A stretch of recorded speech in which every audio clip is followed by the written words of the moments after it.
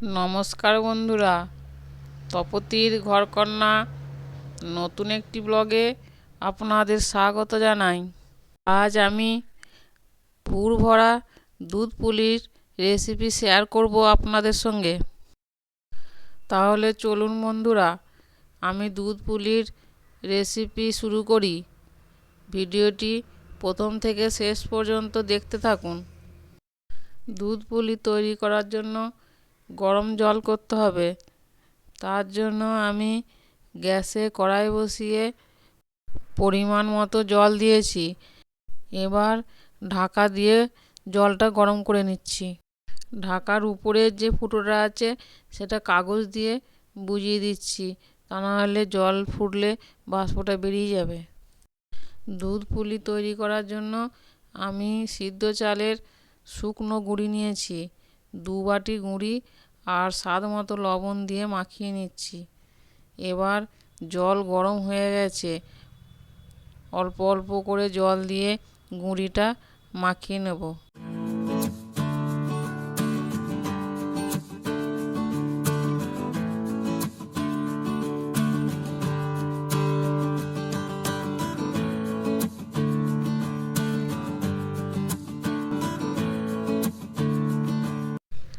জলটা খুব গরম ছিল, তাই প্রথমে আমি খুন্তি দিয়ে এইভাবে মাখাচ্ছি, দিয়ে তারপর আমি হাত দিয়ে ভালো করে মেখে নিচ্ছি, দিয়ে একটা ডো তৈরি করে নিচ্ছি।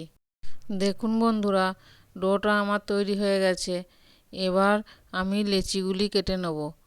ডোটা আমি 2 ভাগ করে নিয়েছি, দিয়ে এইভাবে হাত দিয়ে ছোট ছোট করে লেচি কেটে নিচ্ছি। পিঠেগুলি আমি খুব ছোট করব না, খুব বড়ও করব না, মিডিয়াম সাইজ করব। তার জন্যই আমি এই সাইজের লেচিগুলি কেটে নিচ্ছি।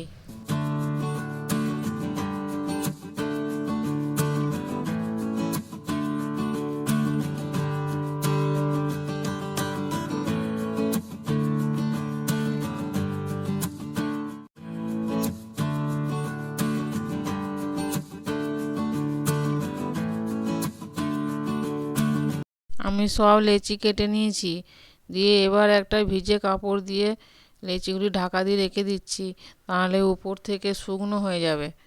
দিয়ে এবার একটি করে লেচি নিয়ে এইভাবে গোল করে ভেতরটা একটু হাতে করে গোল করে দিচ্ছি বাটির মতো, দিয়ে একটু পুর দিয়ে পিঠের শেপ দিয়ে নিচ্ছি। এইভাবে আমি পিঠেগুলি একে একে তৈরি করে নেব।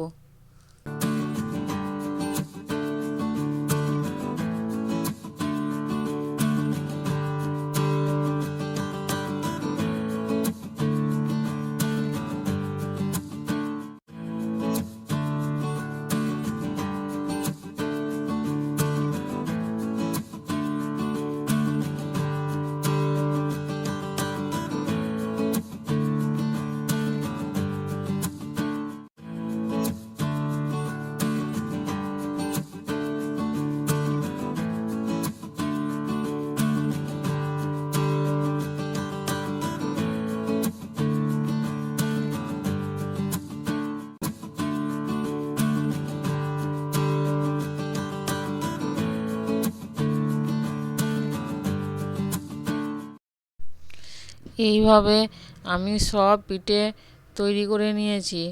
দেখুন বন্ধুরা, কত সুন্দর লাগছে। এবার আমি পিঠেগুলি ভাপিয়ে নেব। তার জন্য গ্যাসে কড়াই বসিয়ে জল গরম করতে দিয়েছি। এদিকে আমার পিঠে তৈরি করা হয়ে গেছে, আর ওইদিকেও জল গরম হয়ে গেছে। এবার আমি জলেতে পিঠেগুলি দিয়ে দেব, দিয়ে 10 মিনিটের মতো ভাপিয়ে নেব।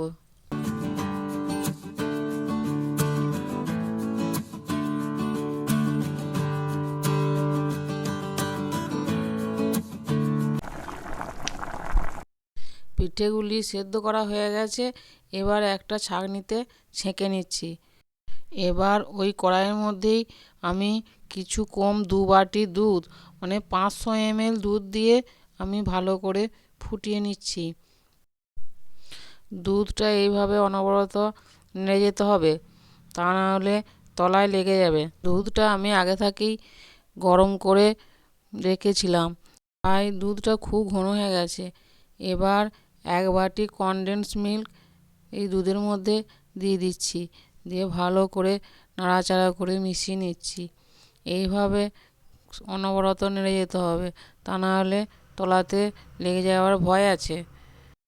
এবার আমি সিদ্ধ করে রাখা পিঠেগুলি দুধের মধ্যে দিয়ে দিচ্ছি।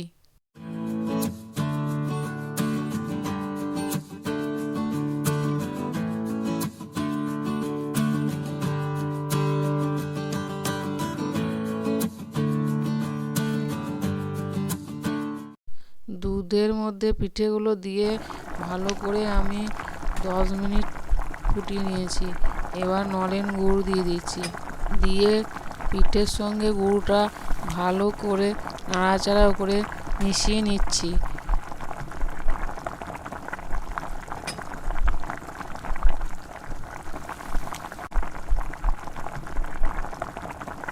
কিছুক্ষণ ঢাকা দিয়ে রেখে দেবো আমি এটা। তারপর একটা পাত্রে ঢেলে নিয়েছি। দেখুন আমাদের দুধ পুলি একদম রেডি হয়ে গেছে বন্ধুরা, আর খেতেও খুব ভালো হয়েছে। কনডেন্স মিল্ক দেওয়ার জন্য স্বাদটা আরও বেড়ে গেছে। বন্ধুরা, আমি এখানে কনডেন্স মিল্ক দিয়েছি, আপনারা দিতেও পারেন আবার না দিতেও পারেন। আর এখানে খোয়া ক্ষীরও দিতে পারেন, তাতেও টেস্টটা ভালো হবে, খারাপ হবে না। আর আমার এই রেসিপি যদি ভালো লাগে তবে লাইক, কমেন্ট, শেয়ার, সাবস্ক্রাইব করবেন। আজ এই পর্যন্তই, আবার দেখা হবে অন্য কোনো ব্লগে অন্য কোনো রেসিপি নিয়ে। ততক্ষণ সকলে সুস্থ থাকবেন, ভালো থাকবেন। ধন্যবাদ সকলকে ভিডিওটি শেষ পর্যন্ত দেখার জন্য।